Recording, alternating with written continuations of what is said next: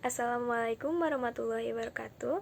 Perkenalkan, nama saya Anissa Fadila Maulana dengan NIM 2330511059 dari kelas 1B Program Studi Teknik Informatika Fakultas Sains dan Teknologi.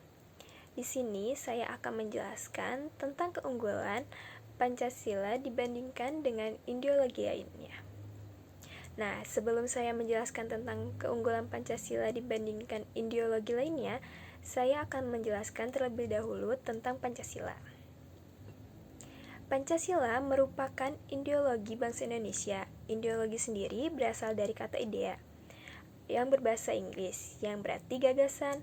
Lalu, logi berasal dari bahasa Yunani, artinya ilmu atau pengetahuan.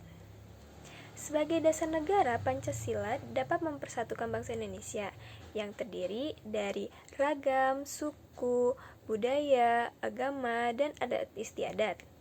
Setiap butir sila yang terdapat dalam Pancasila sudah sesuai dengan keinginan dan kebutuhan bangsa Indonesia.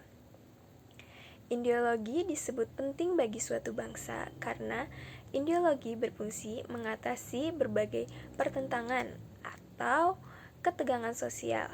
Dengan begitu, ideologi dapat membentuk solidaritas atau rasa kebersamaan. Sebagai suatu ideologi, Pancasila memiliki keunggulan dibandingkan tata negara suatu pengantar yang ditulis oleh Johan Jassin. Nah, berikut keunggulan Pancasila yang ditulis oleh Johan Jassin. Yang pertama, mengandung nilai positif yang bersumber dari budaya bangsa Indonesia. Yang kedua, menutup kelemahan dari ideologi yang saling bertentangan. Ketiga, ideologi yang menyangkut hajat hidup orang banyak dikuasai oleh negara, sehingga tidak mengobarkan rakyat. Dan yang keempat, bersifat fleksibel, yang berarti sejalan dengan perkembangan zaman. Keunggulan Pancasila juga diakui oleh para pakar luar negeri, bukan hanya oleh Johan Jastin aja. Nah, yang dikutip dari buku Menuju Pengandaran Daerah berdasarkan Pancasila karya Sujetnika, salah satu guru besar ilmu agama dari Amerika, yakni Mark Jorgens Meyer, menyebut Pancasila sebagai religious friendly ideology. Selain itu, Keir Turner Kahin dari Cornell University juga mengatakan Pancasila sebagai penjelasan terbaik dalam sejarah yang pernah diamati. Selanjutnya, tentang fungsi dan kedudukan Pancasila. Sebagai ideologi bangsa Indonesia, Pancasila merupakan ideologi terbuka. Artinya, Pancasila adalah ideologi yang menjadi pandangan suatu bangsa. Sebagai ideologi terbuka, Pancasila mengandung 3 nilai, antara lain nilai dasar, yaitu nilai yang tidak berubah sepanjang zaman. Yang kedua, nilai instrumen, yakni nilai yang bersifat dinamis sesuai dengan perkembangan zaman. Dan yang ketiga, nilai praksis, yaitu nilai yang dilaksanakan secara nyata. Penjelasan masing-masing nilai tersebut dipaparkan pada situs resmi Badan Pembinaan Ideologi Pancasila atau yang disebut dengan BPIP. Nah, berikut penjelasannya. Yang pertama ada nilai dasar. Mencakup hakikat kelima sila Pancasila, yaitu ketuhanan yang Maha Esa, kemanusiaan yang adil dan beradab, persatuan Indonesia, kerakyatan, dan keadilan. Kelima hal ini adalah pedoman fundamental yang sifatnya universal, mengandung cita-cita negara dan tujuan yang baik dan benar. Dan yang kedua, nilai instrumental, mencakup arahan, kebijakan, strategis, sasaran, dan lembaga yang melaksanakannya. Konsep ini merupakan perkembangan atau penjabaran dari nilai dasar. Berkatnya, penyesuaian pelaksanaan dari suatu yang dasar akan lebih jelas untuk bisa menyelesaikan masalah yang terjadi. Dan yang ketiga, nilai praksis. Nilai praksis meliputi realisasi dari instrumental yang sifatnya nyata dan dapat digunakan untuk kehidupan bernegara. Dengan nilai terakhir ini, Pancasila bisa melakukan pengembangan serta perubahan agar penerapannya sesuai dengan kondisi masyarakat Indonesia yang berubah. Tidak hanya itu, sekarang ada batas-batas keterbukaan ideologi Pancasila. Keterbukaan ideologi Pancasila ada batas-batasnya yang tidak boleh dilanggar oleh BP 7 Putsat 1993, yaitu sebagai berikut. 1. Stabilitas nasional yang dinamis. Yang kedua, larangan terhadap ideologi Marxisme, Leninisme, komunisme. Yang ketiga, mencegah perkembangannya paham liberal. Dan yang keempat, larangan terhadap pandangan ekstrim yang menganalisakan kehidupan masyarakat. Dan yang kelima, ada penciptaan norma yang harus melalui konsensus. Nah, kedudukan Pancasila sebagai ideologi negara tercantum dalam pembukaan Undang-Undang Dasar 1945, alinea keempat yang berbunyi, maka disusunlah kemerdekaan kebangsaan Indonesia itu dalam suatu Undang-Undang Dasar Negara Indonesia yang terbentuk dalam suatu susunan negara Republik Indonesia yang berkedaulatan rakyat dengan berdasarkan ketuhanan yang Maha Esa, kemanusiaan yang adil dan beradab, persatuan Indonesia, kerakyatan yang dipimpin oleh hikmah kebijaksanaan dalam permusyawaratan atau perwakilan, serta dengan mewujudkan suatu keadilan sosial bagi seluruh rakyat Indonesia. Nah, itu pentingnya ideologi bagi suatu bangsa adalah sebagai pemersatu keseragaman ataupun keanekaragaman bangsa. Misalnya dengan memakai semboyan kesatuan dalam perbedaan dan perbedaan dalam kesatuan. Selain itu, pentingnya ideologi juga untuk membangkitkan semangat kesadaran akan kemerdekaan dan kehormatan suatu bangsa, dan juga sebagai cita-cita suatu bangsa. Di sini ada salah satu contoh pentingnya ideologi bagi suatu bangsa dan negara. Kegagalan peristiwa pemberontakan Madiun 1948 maupun pengkhianatan G30 SPKI tahun 1965. Sebab mau golongan bangsa Indonesia sepakat untuk tetap mempertahankan keutuhan Indonesia dengan landasan dasar dan ideologi Pancasila. Nah, di sini ada perbandingan ideologi Pancasila dengan paham ideologi besar lainnya di dunia. Nah, suatu ideologi pada suatu bangsa pada hakikatnya memiliki ciri khas serta karakteristik masing-masing sesuai dengan sifat dan ciri khas bangsa itu sendiri.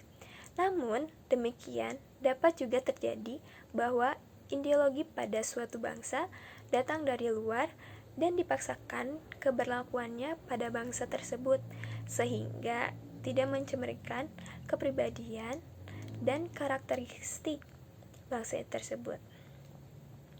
Ideologi Pancasila sebagai ideologi bangsa dan negara Indonesia berkembang melalui suatu proses yang cukup panjang.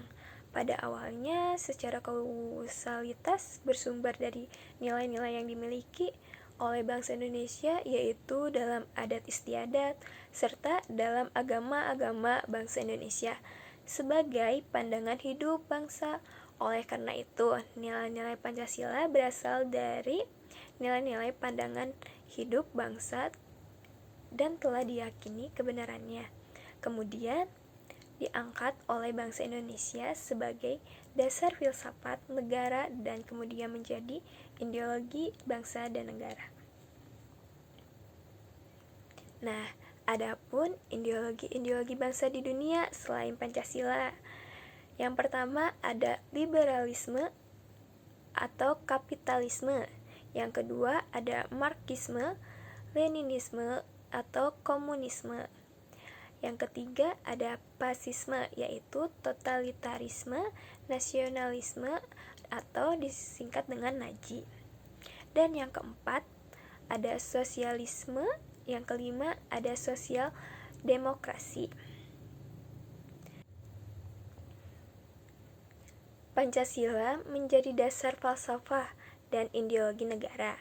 di Indonesia sejak kemerdekaannya pada tahun 1945. Prinsip-prinsip Pancasila diadopsi sebagai landasan untuk menyatukan bangsa yang beragam dari dalam hal suku, agama, budaya, dan bahasa. Nah, berdasarkan buku pendidikan kewarganegaraan menumbuhkan nasionalisme atau patriotisme untuk Pancasila merupakan panduan bagi penyelenggaraan pemerintahan, pembangunan, dan kehidupan masyarakat Indonesia. Ideologi Pancasila memang spesial dan memiliki beberapa keunggulan. Keunggulan Pancasila dibandingkan keunggulan ideologi komunisme dan kapitalisme antara lain adalah yang pertama, ada keberagaman dan inklusivitas. Keragaman dan inklusivitas adalah Pancasila mengakui dan menerima keberagaman dalam masyarakat tersebut, perbedaan suku, agama, dan golongan. Prinsip-prinsip Pancasila menekankan inklusivitas dan pemersatu nasional. Di sisi lain, ideologi komunisme dan kapitalisme cenderung mengakibatkan adanya polarisasi. Bisa juga memunculkan konflik antara kelas atau golongan. Yang kedua, ada keseimbangan antara hak dan kewajiban. Keseimbangan antara hak dan kewajiban, Pancasila menekankan keseimbangan antara hak dan kewajiban.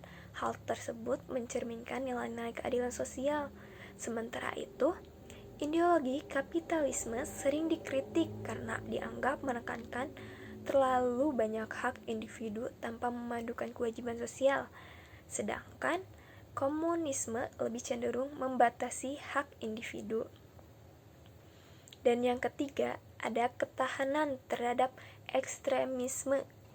Pancasila menawarkan dasar yang kokoh untuk mencegah paham ekstremisme, baik dalam bentuk komunisme, radikal, maupun kapitalisme yang berlebihan.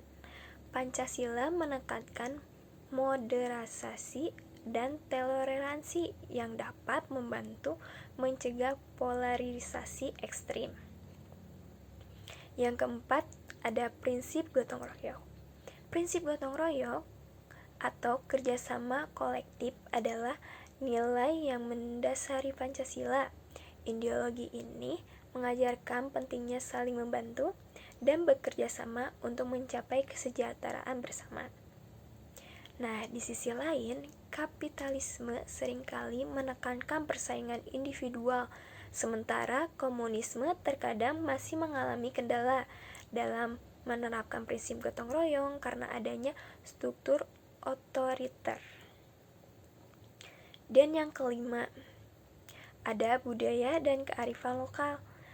Nah, budaya dan kearifan lokal, Pancasila merujuk pada nilai-nilai lokal dan budaya. Indonesia ini memudahkan masyarakat untuk mengadaptasikan dan mengakomodasi sesuai dengan konteks budaya yang beragam di Indonesia. Jadi, kesimpulan dari semuanya adalah ideologi sebagai suatu rangkaian kesatuan cita-cita yang mendasar, menyeluruh, dan yang mengkait menjadi suatu sistem pemikiran yang logis adalah bersumber pada filsafat. Pancasila merupakan hasil perenungan yang mendalam dari tokoh-tokoh kenegaraan Indonesia untuk mengarahkan kehidupan bangsa Indonesia dalam bernegara. Dalam Pancasila sebagai ideologi bangsa Indonesia adalah hasil karya bangsa Indonesia sendiri sejajar dengan ideologi besar lainnya yang ada di dunia, bahkan memiliki keunggulan dibandingkan dengan ideologi lainnya.